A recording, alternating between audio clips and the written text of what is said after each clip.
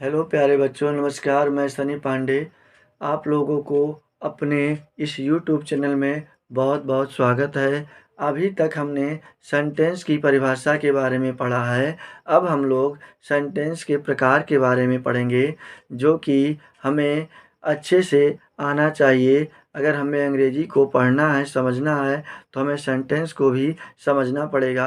चलिए आइए देखते हैं सेंटेंस। आप लोग पढ़ चुके हैं कि सेंटेंस कितने प्रकार के होते हैं, तो हम यहाँ पर इनके भाव के आधार पर सेंटेंस को 5 भागों में बांटा गया है, जिसमें से पहला असर्टिव सेंटेंस, दूसरा इंट्रोगेटिव सेंटेंस, तीसरा इम्परेटिव सेंटेंस और चौथा एक्सक्लामेटिव सेंटेंस और पांचवा ऑप्टेटिव सेंटेंस है। इन सभी विषयों के बारे में अच्छे से हम अध्ययन करेंगे। चलिए देखिए, तो सबसे पहले assertive sentence.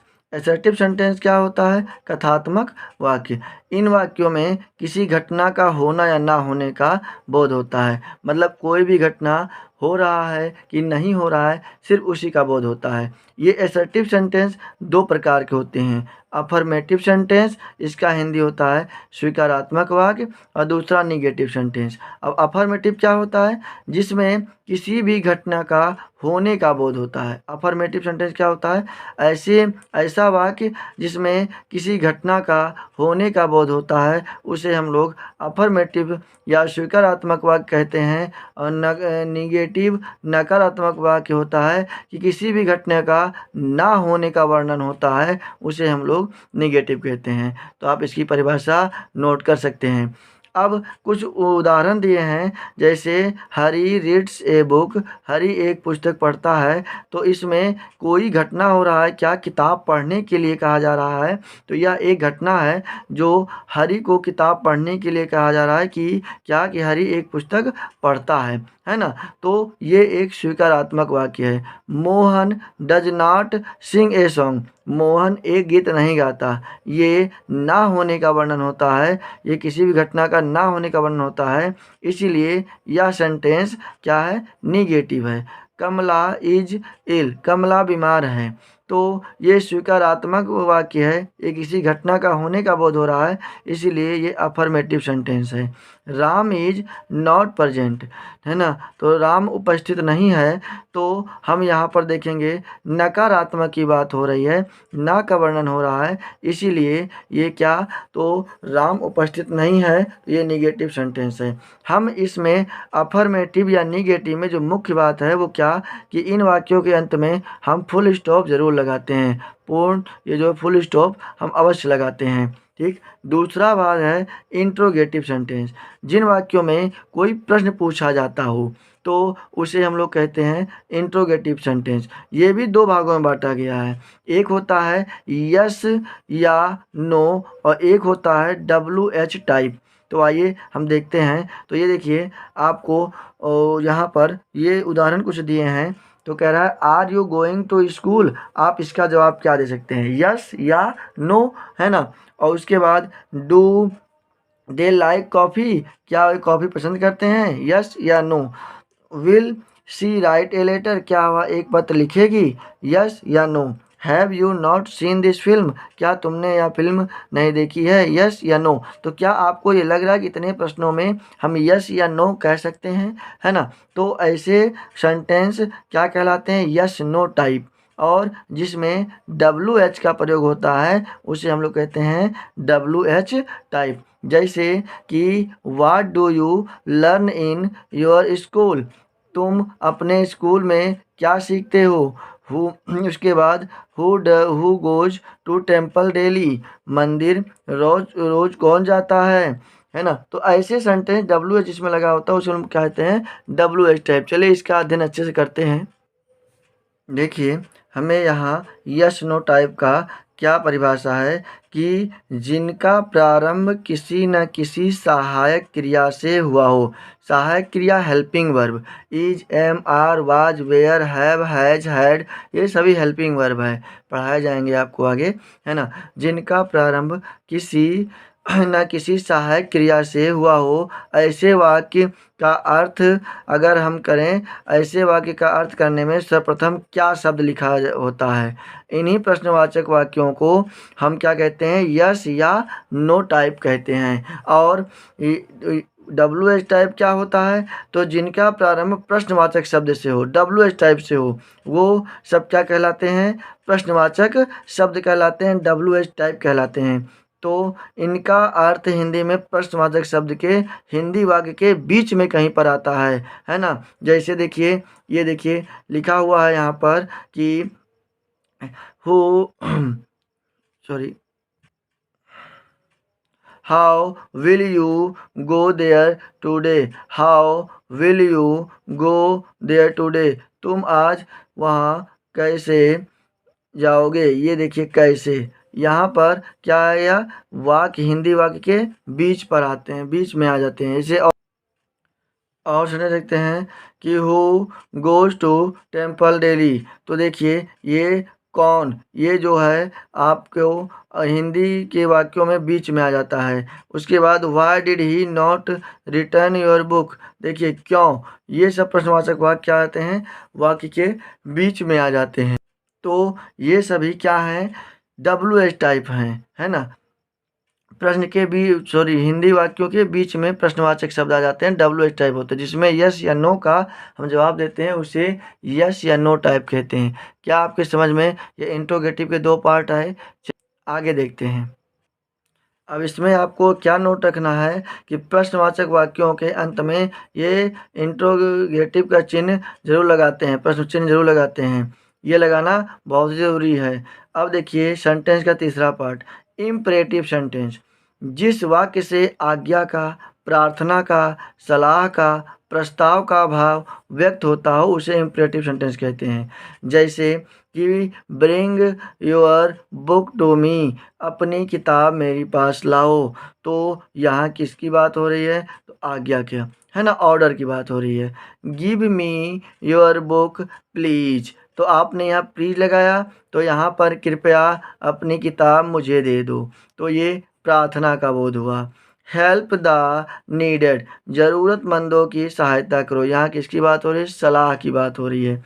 Late us go to the movie, आओ सिनेमा चलें, ये प्रस्ताव की बात हो रही है, भाव का बात हो रहा है। डू नॉट गो देयर, वहाँ मत जाओ, ये आज्ञा की बात हो रही है।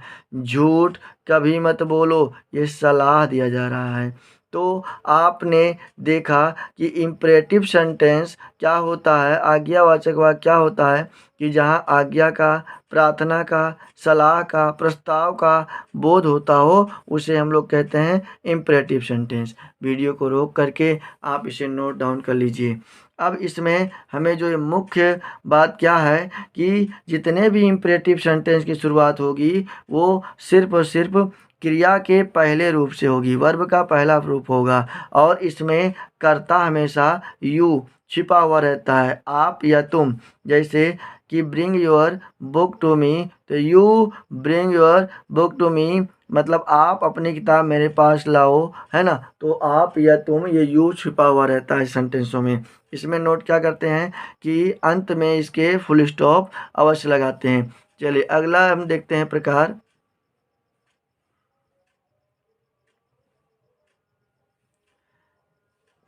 Exclamatory sentence. एक्सक्लामेटरी सेंटेंस आश्चर्य बोधक वाक्य, एक्सक्लामेटरी सेंटेंस आश्चर्यबोधक वाक्य आपको लिखवाया गया है। तो जिस वाक्य से आश्चर्य का बोध हो, हर्ष का बोध हो, शोक लगे, भय हो, करुणा हो, घृणा हो इत्यादि का भाव व्यक्त होता हो, तो उसे हम लोग एक्सक्लामेटरी सेंटेंस कहते हैं। जैसे what a beautiful girl she is, कितनी सुंदर लड़की है ना। उसके बाद how pleasant the rain is, वर्षा कितनी सुखद है। वाट ए मिसफॉर्च्यून, है ना, कैसा दुर्भाग्य है। अलास आई एम रूनेड, हाय मैं बर्बाद हो गया। तो इस सेंटेंसों में आप देख रहे हैं कि ये आश्चर्य की बात है या हर्ष की बात है, और वर्षा कितनी सुखद है ये भी आश्चर्य की बात है, हर्ष की बात है। वाट ए मिसफॉर्च्यून, ये कैसा दुर्भाग्य है, ये शोक है ना। अलास आई एम रूनेड, हम बर्बाद हो गया, ये भी हमारा शोक व्यक्त होता है। तो ऐसे सेंटेंस जिनमें आश्चर्य, हर्ष, शोक, भय, करुणा, घृणा का भाव व्यक्त होता हो उसे एक्सक्लामेटरी सेंटेंस कहते हैं। तो कह रहा है कि यहाँ पर कि ऐसे वाक्यों में कभी कभी कर्ता तथा क्रिया नहीं भी लिखे रहते हैं, परंतु कर्ता तथा क्रिया छिपा हुआ माना जाता है ना। जैसे देखिए कह रहा है वाक्य नंबर 3 में, देखिए वाट ए मिसफॉर्च्यून, इसमें ना आपका कर्ता है और ना ही कोई क्रिया है ना, लेकिन फिर भी इसमें कर्ता और क्रिया छिपा हुआ है। अब देखिए यहाँ पर नोट क्या करना है, इन वाक्यों के अंत में आश्चर्यबोधक चिन्ह है ना हम लगाते हैं। ठीक, अब आश्चर्यबोधक चिन्ह कैसे लगाते हैं, इस प्रकार से पूर्ण विराम देकर नीचे इस प्रकार से लगाते हैं आश्चर्यबोधक चिन्ह। ऐसे वाक्यों में अधिकतर अलास, हुरे, ब्रेवो, ये सब आश्चर्यबोधक चिन्ह जरूर लगे होते हैं, है ना। इनका पहचान हम कर सकते हैं इसी प्रकार से। ठीक, अब लास्ट देते हैं ऑप्टेटिव सेंटेंस। ऑप्टेटिव सेंटेंस क्या है, तो ऑप्टेटिव सेंटेंस यहाँ पर कि इच्छाबोधक कहते हैं अंग्रेजी में, हिंदी में सॉरी इसे इच्छाबोधक। ऑप्टेटिव का हिंदी क्या होता है, इच्छाबोधक। तो जिस वाक्य में आशीर्वाद का बोध हो, अभिश्राप हो या कामना इच्छा हो, इसकी व्यक्त होता हो, है ना, कि आशीर्वाद का बोध होता हो, अभिश्राप का बोध होता हो, इच्छा का बोध होता हो, तो उसे हम लोग कहते हैं ऑप्टेटिव सेंटेंस, इच्छाबोधक वाक्य। जैसे मे यू लिव लॉन्ग, ईश्वर करे आप दीर्घायु हों, तो ये आपको क्या कह रहा है, आशीर्वाद दे रहा है। May you go to hell, भगवान करे तुम नरक में जाओ, ये आपको श्राप दे रहा है ना।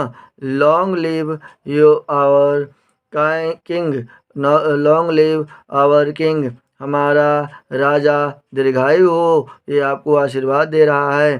तो जब आशीर्वाद का, श्राप का बोध हो, कोई इच्छा का बोध हो, तो उसे हम लोग क्या कहते हैं, ऑप्टेटिव सेंटेंस। इन वाक्यों का प्रारंभ, अधिकतर वाक्यों का प्रारंभ में से ही होती है, तो इस बात को याद रखेंगे कि में से शुरू हो तो ऑप्टेटिव सेंटेंस, अलास, हुरे या ये चिन्ह लगा मिल जाए आपको, तो हम कहेंगे क्या कि ये कौन सेंटेंस है, एक्सक्लेमेटरी सेंटेंस। आप पहचान जरूर जान लीजिए। ठीक, और उसके बाद हम देखते हैं इसका नोट कि ऐसे वाक्यों के अंत में आश्चर्यबोधक जरूर लगाते हैं। ठीक, अब हम इन सेंटेंसों पे आधारित कुछ एक्सरसाइजों को बना लेते हैं, तब हम लोग पार्ट्स ऑफ सेंटेंस पढ़ेंगे। देखिए जैसे कुछ एग्जाम्पल दिए गए हैं कि the cow gives us milk, ये कौन सा सेंटेंस है, तो ये असर्टिव सेंटेंस है ना। Good boys do not insult the weak, ये कौन सेंटेंस है, असर्टिव सेंटेंस है। देखिए WH मिल गया, अगर कहे WH और यस नो कहे तो हम WH लिखेंगे, अगर ये नहीं कह रहा है तो डायरेक्ट लिखेंगे क्या, इंट्रोगेटिव सेंटेंस है। Open your page, open your book at page 10, तो ये देखिए वर्ब से शुरू हुआ है ना, V1 से शुरू हुआ है, अभी आपको बताया गया था। ये कौन सेंटेंस है, तो imperative sentence. How fast is the walking, ये देखिए कौन से लगा हुआ है, आश्चर्यबोधक, ये एक्सक्लामेटरी सेंटेंस। में लगा हुआ है, अभी आपको जस्ट बताया गया, में लगा हो तो ऑप्टेटिव सेंटेंस। तो हमने कुछ क्वेश्चन दे रखा है, आप लोग इसे ज़रूर बनाइए। कह रहा study the above example and tell the kind of each of the following sentence, ऊपर स्टडी करके आप इसे बनाइए। तो ये 6 क्वेश्चन है, आप नोट डाउन करके जरूर इसे बना लीजिए। अब हम लोग आगे पढ़ेंगे पार्ट्स ऑफ सेंटेंस। अब पार्ट्स ऑफ सेंटेंस आपको अगले वीडियो में पढ़ाया जाएगा। वीडियो आपको अच्छा लगा हो तो लाइक कीजिए, सब्सक्राइब कीजिए एंड अपने दोस्तों के पास ज़रूर शेयर कीजिए। वीडियो देखने के लिए बहुत बहुत धन्यवाद। आपका दिन शुभ हो।